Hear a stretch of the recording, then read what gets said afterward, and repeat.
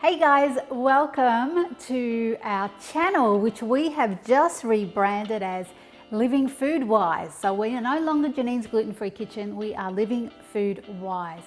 And the reason why we've changed our name is because we feel that this channel provides so much more than just gluten-free cooking. And it's not just about me, it's about our community, which includes you guys, your community, all the wonderful cooks that we have that come on the channel, and it just gets wider and wider. And it's not just about gluten-free, although we will continue to keep it gluten-free and dairy-free. That is our base minimum standard that we will be providing in our recipes. But there's so much more. It's about health, it's about how do you go refined sugar-free, how we can sometimes make it low carb or paleo or vegan, or anyway, there's so many options, and we didn't want to just restrict it. We want it to be expansive, and we want our name to represent that expansion so that we can bring even more to you guys. And if you're digging what we're putting down, then please hit the like and subscribe, and don't forget to hit the bell so you don't miss any future videos. Today we are making a banana choc chip oat bar, which is gluten-free and paleo as well, and it's going to be super delicious. So let's get started.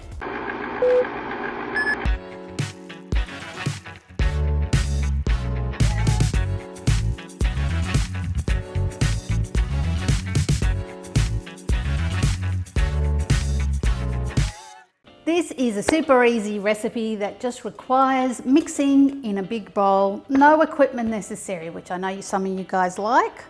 First thing we're going to do is put all of our wet ingredients in and give that a mix. I've got some bananas that I have mushed by hand, and I just do that with a fork. It's a nice easy way to mush your bananas.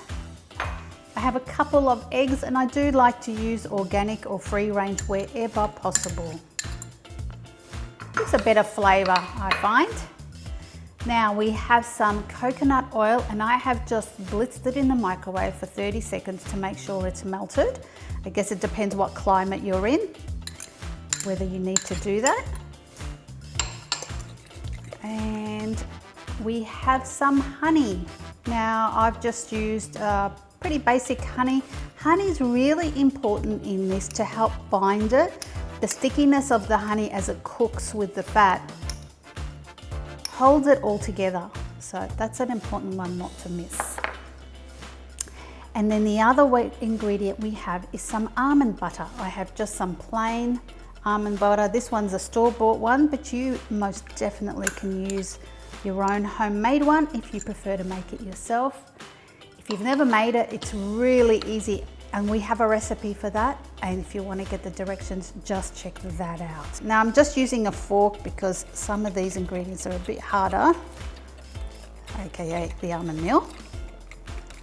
Let me give that a little bit of a whip. Awesome. That looks good to me. Now I've got both bicarb of soda or baking soda and baking powder. I've got a little bit of each that I'm going to throw in. And then of course the oats for the oat bar. And I've got gluten-free oats, which is very important. Throw those in. And at this point I'm going to swap out my fork for one of these. You can use a wooden spoon too. Give that a good stir through. Now this doesn't have any other flours in it. It is really all about those oats.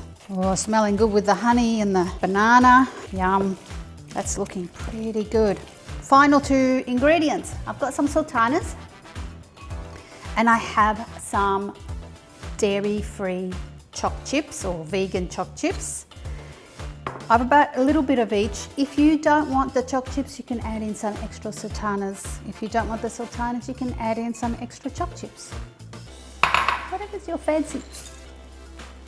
I'm doing a bit of both. And give that a good stir through.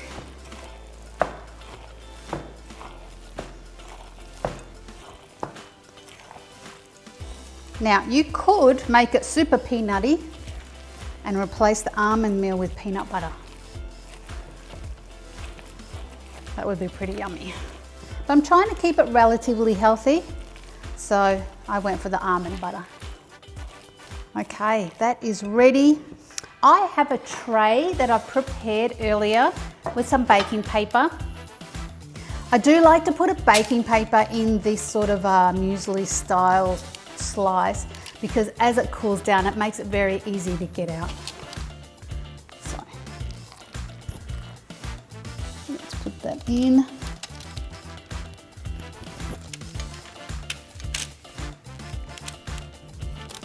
You want to make sure it's all even in the tray so that it cooks evenly. Take it right to the edges and then flatten it out.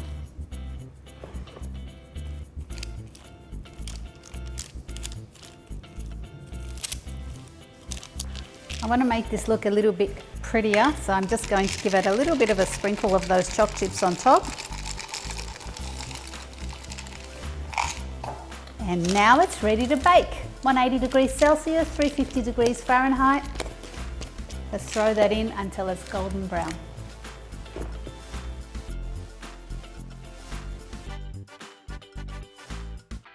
Our banana chocolate oat slice is now ready. We have baked that till it's nice and golden brown, and it's been cooling for about an hour, which makes it very easy to handle. And this is why I like the paper, because you can just take it out so easily, and the slicing is also super easy. Let us slice that. I'm going to use my very, very sharp knife. Nope, doesn't like that. Yep. Serrated knife it is.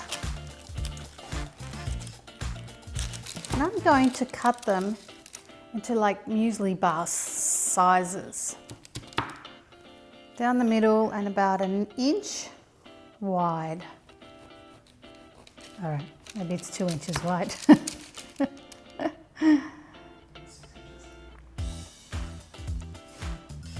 Let's have a taste.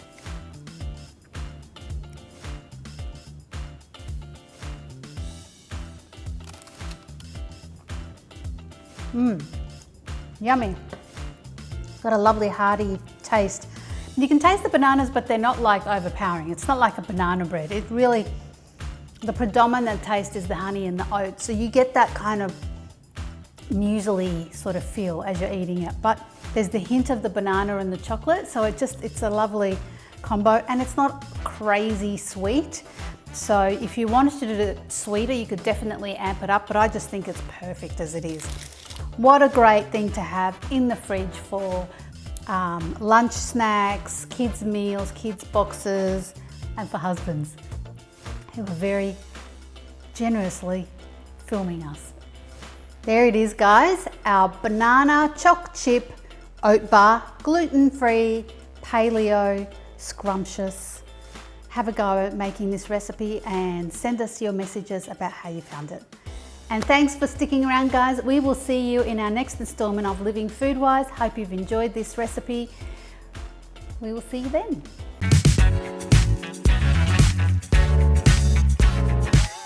Welcome to Living Foodwise. Let's do that again because I just...